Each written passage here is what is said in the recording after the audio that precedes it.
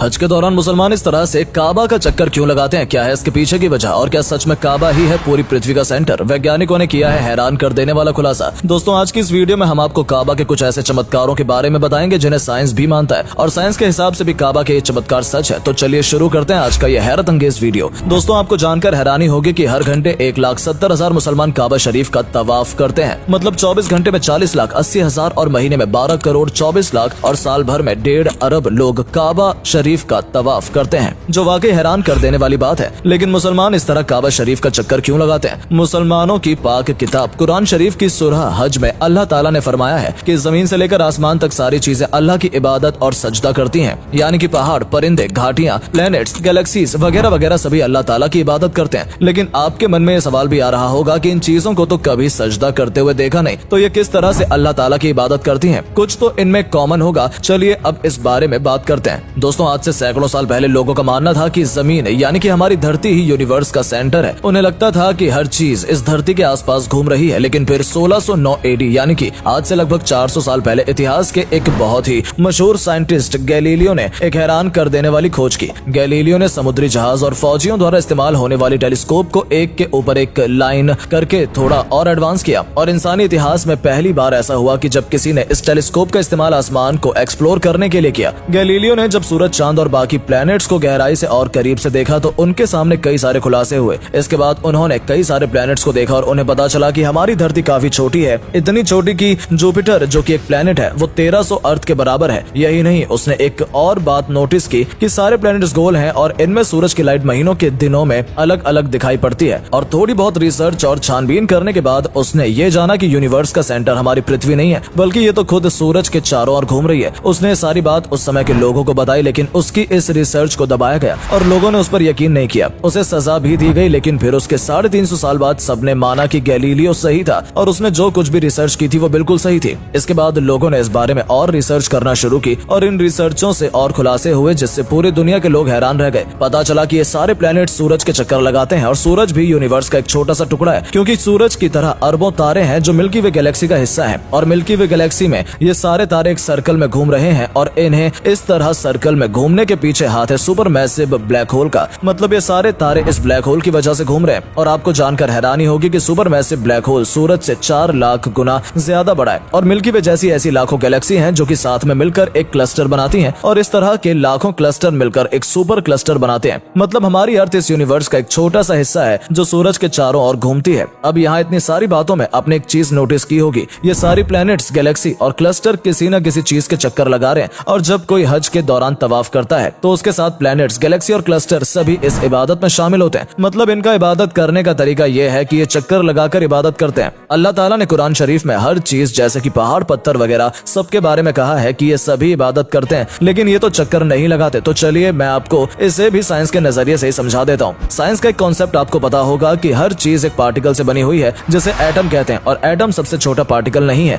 इसके अंदर भी इलेक्ट्रॉन्स, प्रोटॉन्स और न्यूट्रॉन्स जैसे पार्टिकल्स होते हैं। प्रोटॉन्स और न्यूट्रॉन्स हमेशा एटम के केंद्र में होते हैं और इलेक्ट्रॉन्स इसके चक्कर लगाते हैं। और इस कॉन्सेप्ट से अगर देखा जाए तो ब्रह्मांड की हर चीज चाहते हुए या न चाहते हुए भी किसी न किसी चीज के चक्कर लगा रही है। ठीक उसी तरह जिस तरह से प्लैनेट सूरज के चक्कर लगाते हैं। और इस हिसाब से कुरान शरीफ में लिखी हुई बात पूरी तरह से सच साबित होती है। यानी कि जब काबा में कोई तवाफ करने के लिए जाता है तो वो दुनिया की सबसे छोटी से लेकर ब्रह्मांड की सबसे बड़ी चीज यहाँ तक कि बैतुल मामूर में फरिश्तों के साथ भी इबादत में शामिल हो जाता है। आपको बता दें कि बैतुल मामूर फरिश्तों के काबे को कहा जाता है जो 7वें आसमान पर मौजूद है और दुनिया पर मौजूद काबा बैतुल मामूर की तरह ही है। मैं आपको बता दूं कि जब हजरत मोहम्मद सल्लल्लाहु ताला अलैहि वसल्लम मेराज पर गए थे तो उन्होंने बैतुल मामूर पर फरिश्तों को किसी चीज के आसपास घूमते हुए इबादत करते हुए देखा था। दोस्तों अब हम बात करते हैं साइंस के मुताबिक काबा के एक और मिरेकल के बारे में। आपको बता दें कि कुरान शरीफ में भी बताया गया है कि लोगों के लिए जो सबसे पहला घर बनाया गया वो बेशक मक्का में मौजूद काबा है। इस घर को बरकत दी और तमाम जहां वालों ने हिदायत का मरकज यानी कि केंद्र बनाया। और अब इस बात को साइंस ने भी माना है कि काबा शरीफ पूरी दुनिया का सेंटर है। और ये बात मैं हवा में नहीं कह रहा, बल्कि इसको लेकर रिसर्च हुई है जिनमें खुलासा किया गया कि काबा ही पूरी पृथ्वी का सेंटर है। जब इस बारे में रिसर्च हो रही थी और सैटेलाइट तस्वीरें खींची गई तो वैज्ञानिकों के सामने हैरान कर देने वाला सच आया। उन्होंने पाया कि मक्का में मौजूद काबा शरीफ पूरी दुनिया का केंद्र है। ये जानकर वो काफी हैरान थे।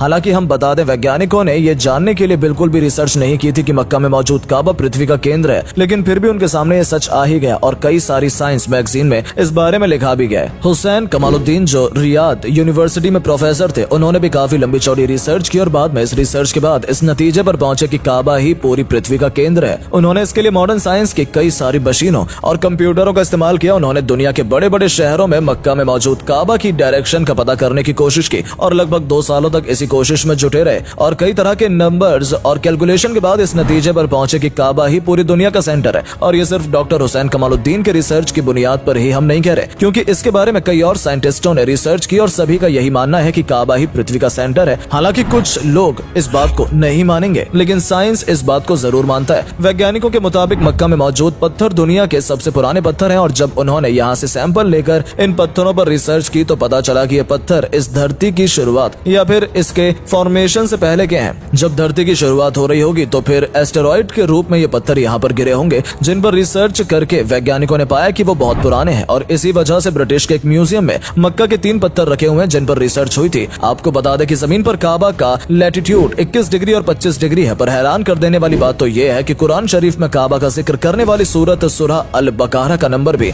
2:125 ही है और ये महज एक कोइंसिडेंस तो बिल्कुल भी नहीं है। तो दोस्तों आज के लिए बस इतना ही। उम्मीद है आपको आज की वीडियो पसंद आई होगी। अगर हाँ तो इस वीडियो को लाइक करें और वीडियो को शेयर जरूर करें। आपका एक शेयर हमें मोटिवेट करता है ऐसी ही और वीडियोस बनाने के लिए। धन्यवाद।